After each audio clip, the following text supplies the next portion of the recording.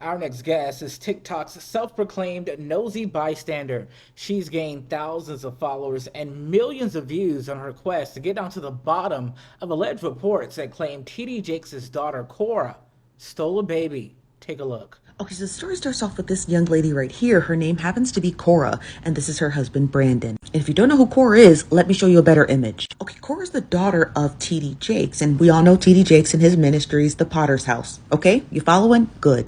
Now, you're probably thinking that because I'm showing you an image of this woman here, it's because Cora's husband had an affair with her. Wrong, baby, wrong. This beautiful lady seen here is actually Michelle, and Michelle is alleging one of the craziest stories I think I've ever heard on the internet. And here's how it goes. It was just like, I was just set up from the beginning. She was not there to help me. She was actually there to take my child. I know, scandalous, allegedly. I'm just here to report the news. I don't want no smoke with nobody. I got to put my glasses on so I can see what she's saying. Joining us from TikTok is our good friend Stephanie Hall. Stephanie, welcome to the Hello. show. Hello, Antoine, and thank you again for having me on your Thank show. you for being here. It is time for the inside scoop. And Stephanie, they tell me you've got the dish. What is going on with this Cora?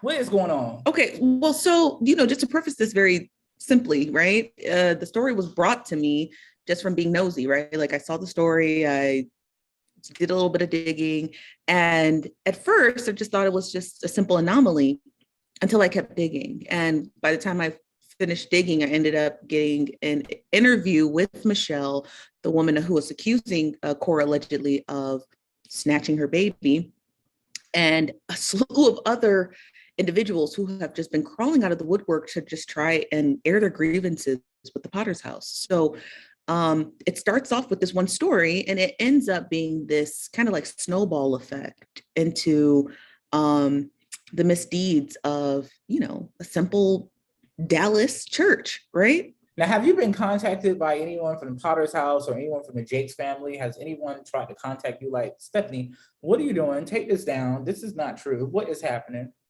Well, I have had a number of, burner accounts tweet me and message me on TikTok and say, you need to delete this. Fake emails from people saying, oh, I'm just looking out for your safety, but I think you should just delete all of this. And I'm just like, okay, thanks for the safety warning, but no. So no contact have I ever had from the Potter's House or any of the members of the Jake family. But I do get a lot of messages from burner accounts, fake emails telling me for my safety, I should delete the Well, series and move on. Stephanie is just here to report the news. She don't want no smoke with nobody. She's just bringing us what she's allegedly finding out in these Yeah, streets. that's right. I'm being objective, correct? Right? Like I have no ties or doings with the church Right. or the Dallas area. So I'm just simply just trying to take in everyone's story and bring it to you guys, as it's being told by the individuals involved. So right now, as it stands, it's being alleged that the kids that Cora currently have, she didn't get What's those being alleged is she didn't obtain them ethically, ethics. right?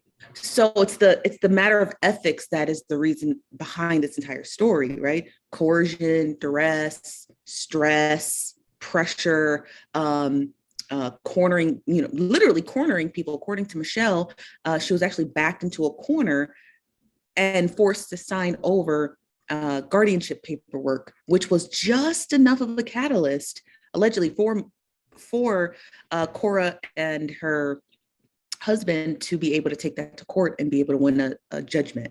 So it's the duress and the pressure that is being applied to these mothers, which is allowing Cora to even just put her foot into the courthouse.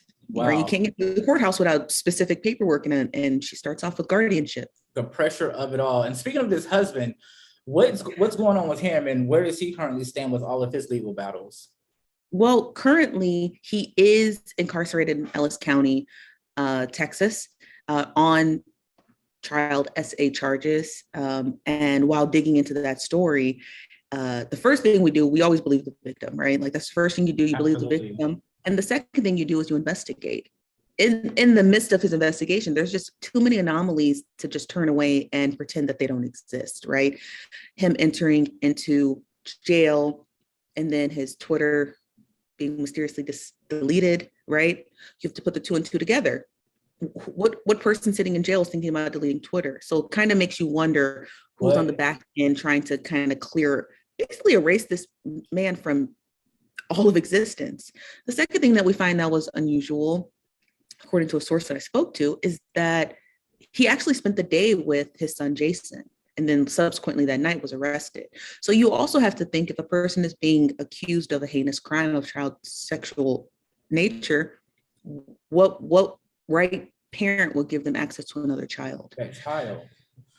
Right. So those are anomalies that we have to investigate. Now, Stephanie, this is a side note. I just want to say hats off to you because you have done a hell of an investigation. So far, you're up to 12 parts on this series when it comes to the Jakes. But just put this in your notepad. There's this guy, a billionaire. We all love him. His name's Tyler Perry. He had a kid in 2014, Stephanie. We have yet to see this child. Can you figure out who this woman is that actually slept with Medea and had this baby? Can you do that for us? I'm a nosy bystander, Stephanie, please. Oh, a child. We are putting you up for all types of challenges. And speaking of being up for all these types of challenges, where does the Shade Room come in all of this, Stephanie? Well, it's funny enough that you mentioned that, right? So when I would, again, it's very impossible for me to be able to read all my comments, but I can actually filter through my comments and just try to see a common denominator. In episode 4 of this entire 12-part series, I saw the Shade Room being tagged often, right? You see the Shade Room being tagged often. Absolutely. But not just 1 or 2 times. I mean, probably 1,300 times. That's a lot of tags to miss. So when I did a little bit of research into the Shade Room, and then I found that the majority of their employees are from the Potter's house, and then I found out that they have a production company. Then I find out one of their sons is over the head of the Shade Room teens account. And I'm just like, I'm starting to see a pattern here. I'm starting to see a cover up, right? If you have a very large Black social media news site in your back pocket, it's less likely that they would produce content about you that's negative. And so when Kirk Franklin's son put that audio out, the Shade Room was all over it. Maybe because Kirk Franklin's not a member of the Potter House, and according to Kirk Franklin's son, he and TD Jakes ain't been the same since God knows when. I'm just here to report the news, Stephanie. I'm a nosy bystander, but I don't want no smoke with nobody. Neither do I. What else can you tell us from all of the findings within this 12-part series? Well, the last part of the series, we're talking about using coercion and duress to take guardianship of a child, allegedly, right? We have to sprinkle that on everything. And then subsequently having the mother deported so she couldn't be able to fight. That's a big claim. And that most certainly, when I heard it, I'm on the phone and I'm like, I don't believe you, I don't believe you. I don't believe you. And the person who I spoke with lined out so many perfect details, they all fit. And I'm like, wow. So if this is what they're doing, then that's even more hideous. Given all that we know that's being alleged right now, and I'm from the facts, we know that Sarah Jakes, she was a teen mom, so she was having sex and she was pregnant way early, and probably the same for Cora, but we don't know those details, or at least I don't. Right. Do you think somewhere in their family tree, why do you think that Cora may be doing what she's doing allegedly? Is it because she can't have kids? Do you think that something happened where she can't have kids, or she may be a little envious and jealous of Sarah? What do you think it is that's pushing Cora allegedly to the limit of deceit and literally and physically and figuratively taking kids from their parents? Allegedly. So I have a lot of speculations. One, I think it's a bit of layers, right? In my personal opinion, based off of the accounts that I've taken from individuals who are close to the Jakes and who still work at the church, allegedly, it seems as though she could be suffering from 2 things, some sort of mental incapabilities, as well as developmentally mental incapabilities, as well as just being the product of a preacher's child, right? Yeah. So you have that separation where children will seem to revert back to their childlike state in order to feel safe, and And when you couple that on top of developmentally disabilities, it could lead to this obsession with specific things, right? I.e. Cora with baby dolls. And so I was it going to could ask make you her, about that. yeah. So it could make her feel like safe, right? I'm not a clinical psychologist, and I don't pretend to be one, but she could be using that as a way to feel safe, and maybe it could be due to stress. And so reverting to being around baby dolls could be something for her. The second thing that I probably would suspect is that it doesn't help that she's disgustingly wealthy, right? So when you're disgustingly wealthy and you have no barriers as to what you can do, right? There's no bounds to what you can do. You can just kind of get away with anything. And Anything, that right? includes having these very large doll collections, having a slew of people in your home that you're quote unquote helping, but in turn you're trying to siphon off their children. And so there's nobody in charge, right? The monkeys have the key, if you will. I'm screaming to the top of my lungs.